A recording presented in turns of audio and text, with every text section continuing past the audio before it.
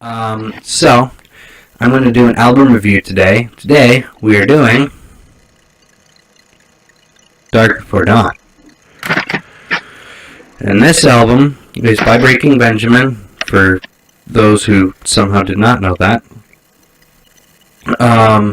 And basically, we're going to do a review. Let's go.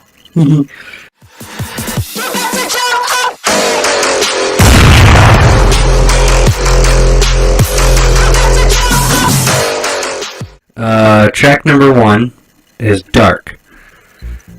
And that song, it's the intro, and I was curious as to why they went back to the intro and outro kind of thing, like they did on Phobia. But when I realized that this album was recorded for the majority in the studio they did Phobia, kind of made sense, I guess. But, so Dark is the intro, and it's kind of eerie, almost. It was written by Jason Rao, and it's just very, very dark and moody, and I kind of like it. Not really much to say. It's a 2-minute track. It's an intro. It does what it's supposed to. And it introduces us to the theme of the album. Track number 2, Failure. It was the lead single off of the album. And I gotta be honest, this is the first song off the album I learned how to play on guitar, and boy did I hate myself. Because this is not a very easy song at the time. I was trying to learn it because I was still fairly new to playing guitar. So, yeah. That didn't exactly help matters. Alright. It's a very groovy. Yeah, I wouldn't say groovy, but I guess for Breaking Benjamin, it's a Breaking Benjamin groove track, I guess, because it's very definitely Breaking Benjamin for sure. I'm gonna take these off so you guys don't have to see my computer reflection. I'm sorry. Track number 3, Angels Fall. This is one of the moodier tracks on the album, and I kind of like it because it kind of completes almost like a trilogy of Angels songs, or songs with angels in the title. Because we've got Evil Angel on Phobia, Anthem of the Angels on Dear Agony, and now we have Angels Fall on Dark Before Dawn. And it's a really good song. It's a really moody kind of vibe, but it's really awesome in the same breath, and it's just it works. It's again, another very Breaking Benjamin tune, but it's very well done, it's very well produced. I love the fact that the bass, this song is a little more boosted with the bass than the other songs are, and it's kind of weird that they chose to mix it that way, but I mean, it's really cool for what it does. It's awesome. Track number 4, Breaking the Silence. When I first heard this song, I swore to myself that this was something off of Saturate. It sounded like you could just drop it right on there and bam, there you go. You're magically on Saturate. Because it just fits the vibe of that album very well. But it's very good. You can hear the pre-chorus with the screaming, just the very angsty just vocals and lyrics. It's just very heavy, and I love that about this song. It wasn't exactly what I was expecting from the song. I was figuring Breaking the Silence would be more of an not Ashes of You, excuse me, Angels Fall style song, where it's kind of dark and moody and kind of laid back and calm yet aggressive, if that makes sense. Track number 5, Hollow. Woo! This is a fun one. Final Beta, if you watch this, buddy, you and I got to work on that solo together.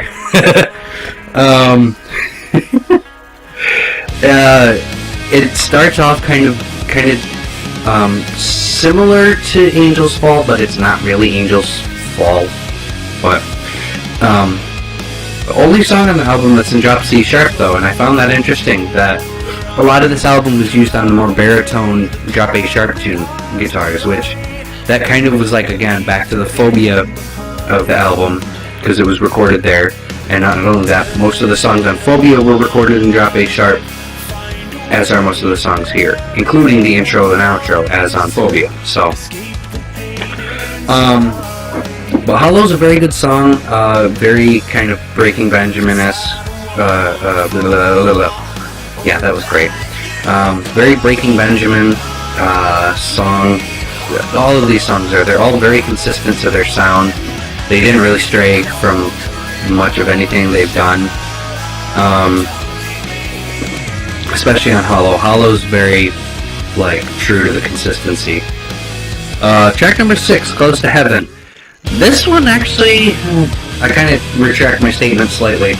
It slightly strayed from the pattern of Breaking Benjamin, but at the same time it really didn't. It just sounds like the intro and that riff, that sounds very different. That doesn't sound like something Ben would write.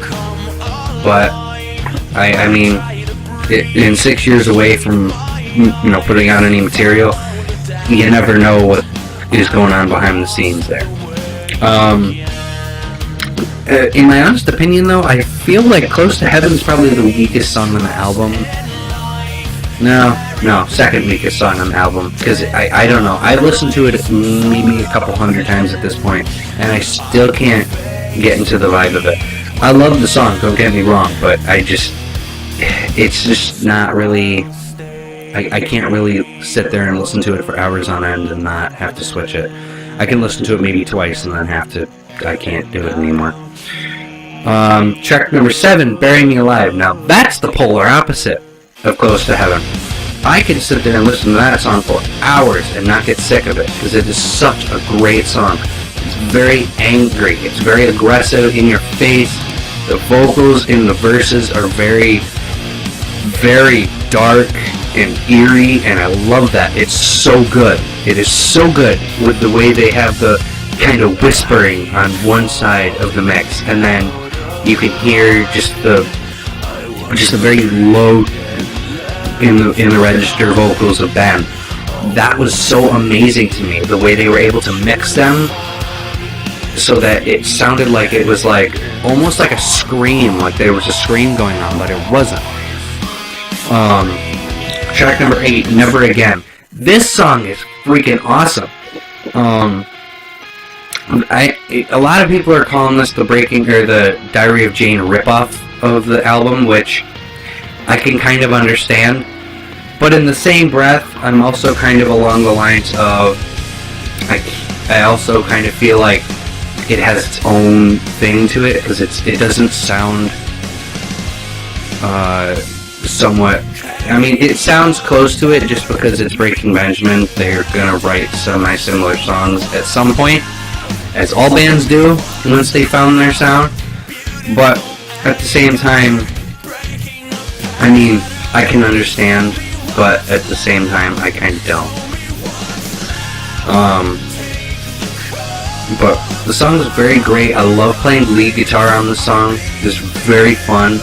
It's very different. It's just a lot of like movement, and I don't move a lot. I mean, I play a lot of Breaking Benjamin, so my hands are moving all the time. But I play a lot of the rhythm. I don't normally play lead, so playing lead on a Breaking Benjamin song, I kind of feel accomplished. So, I really do, and it's so fun to play that song in particular, because it's a randomly upbeat song too, which is very different as far as the rest of the album goes vibe-wise, but it's also an enjoying retreat from the rest of the album as well. Track number 9, The Great Divide. Sorry, I don't know, my shadow is kind of casting darkness over the CD, so I couldn't really see what number it was, because it's so tiny. The Great Divide, again, another one I could put on and listen to for hours and not really have to switch. Very, very Breaking Benjamin on this one. This sounds like you could plop it on Phobia and Dear Agony and not hear any sort of like this was written 6 years after or 8 years after each album. it's just one of those kinds of songs, and it's very well written. And I love how that chorus, the last chorus, kind of just it goes from that heavy, just swelling bridge to just this calm acoustic little playthrough of the first section of the chorus. It's really cool. I like that. I really like that about the song.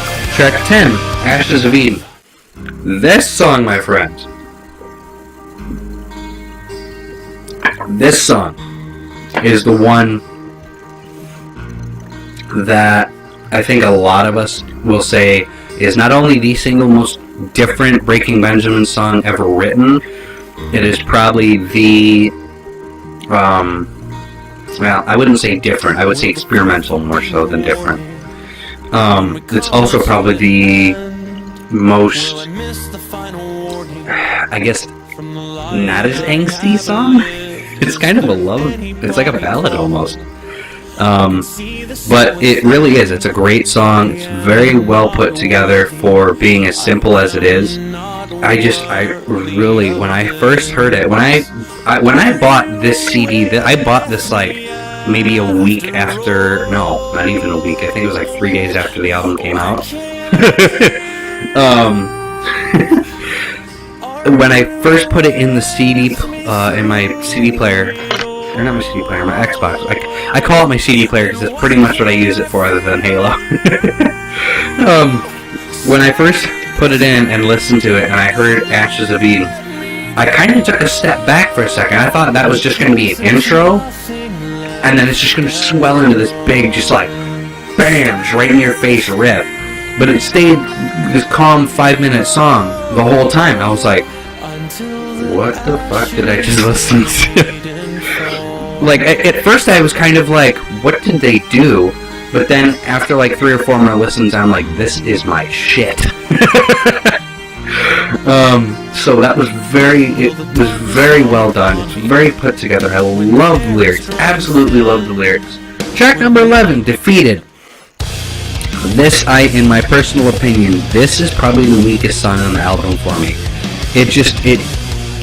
It feels almost like they tried to replicate Failure. And again, I know most of this, like the whole album was written by Ben minus the intro and outro.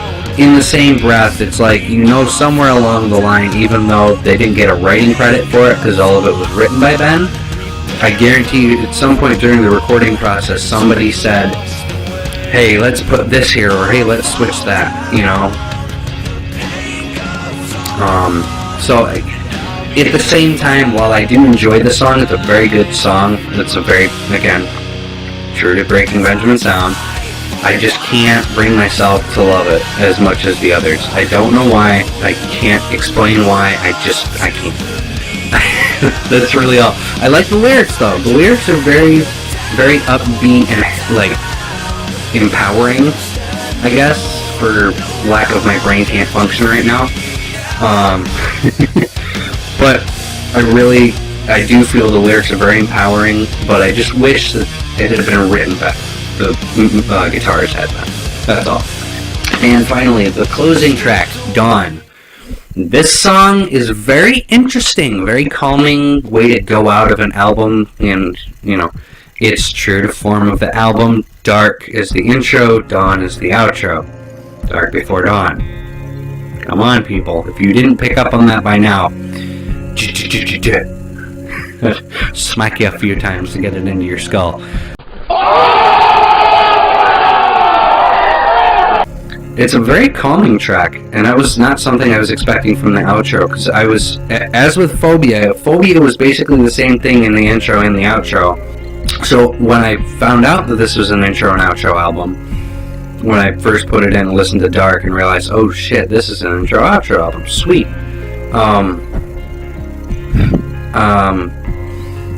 I thought it was going to be the same kind of thing, where it was going to be 2 heavy intro and outro songs. But when we got Dawn, I kind of took a step back for a minute, and that vocal in that song, Benjamin. What the heck? That's a very long note, my sir. Jesus. And I do like the fact that the whole Burnley clan is on that. His wife and him are singing on it. The son's heartbeat was used as the basis for the song, and the way Jason put it together is very awesome and very calming. I actually have it set as my alarm to wake up to in the morning. That's how much I like the song. And this one actually clocks in just under 2 minutes, but in that under 2 minutes, I think it's like 1:50 or something like that. But in that time, it manages to give such a cool, refreshing vibe to what was an otherwise really almost kind of dark, eerie album. And that was something I was not expecting to finish the album with, but I mean, it's Breaking Benjamin. They can do what the hell they want. I don't care. I'll love it regardless. I know it's going to be true to form for them. So overall, my thoughts on the album were it was a great return album. It was a great way to come back from a 6-year hiatus. At this point, my Breaking Benjamin vent has been out for, I think, just over a week or so, maybe. I don't know. Maybe. And I'm really looking forward to Ember, so I figured in preparation, I said, screw it, I'll do a review of their last album that's actually released, Hollywood Records. I'll give you guys a minute on that one. If I rate the album, I will give it... Jesus, I don't want to... I'm very biased on this album, so I'm trying to, non-biasedly rate it. If I had to rate it, I would probably give it I'd give it a solid 9 out of 10. Because, again, Close to Heaven and Defeated they're very Breaking Benjamin style tracks. All the songs on the album are very true to form. I just wish that Close to Heaven and Defeated had been put together a little better. I guess that's really all I can say, is I just wish they had been done better. But yeah, so that's going to do it for this. Thank you guys. My track review will be up here. My other album review will be here. Subscribe to me on the microphone. I'll see you guys later.